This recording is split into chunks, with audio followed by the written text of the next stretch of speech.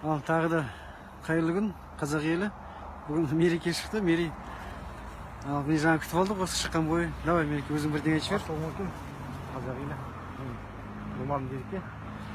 Мен бүгін шығып жатырмын, рахмет, күтіп алып жатыр. Ең басты тірімін.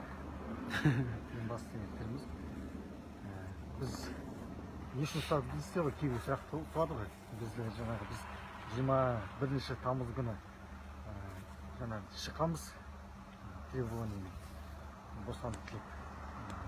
Сол үшін оны сөткеледі. Ол бірақ сылтау не үшін? Өйткені өзіңіз білесіздер, 20 ноябрь қараша күні жақтап келеді. Соған бұлар қорқты да, сол себептен.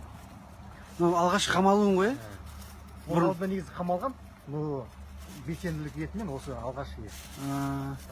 Бұл қанша 15 сутка бердің? 15 сутка беретін енді ғой бірінші. Обычно мен өзім ойлағам 10 сутка береді шығар деп. Бірақ 10 сутка бермеді. Қалай ұстап әкетті. Бұлар бәрін өзі дайындап қойған.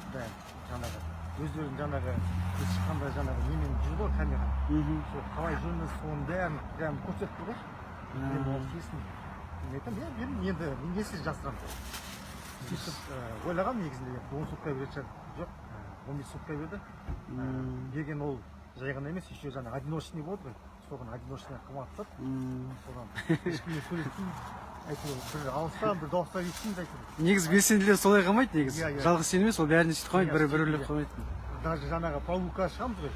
Прогулка негізі 2 сағат, күн суық қой. Бір 10-15 минут шыққасын, уже тона бастаймыз. То жаңағы шыққан кезде бір-бірімізді қоспайды тоже. Айғайлаймыз дауысымыз. Әйтеуір бір-бірімізді былай естиміз. Ал былай көбінесе онша естілмейді. Сол негізінде айтайын деген. Қорқатын ештеңе жоқ. Күресті жалғастырамыз. Ең бастысы алға Қазақстан. Ең басты тірімін. Жақсы, амандықта есейік. Давай, рахмет. Рахмет.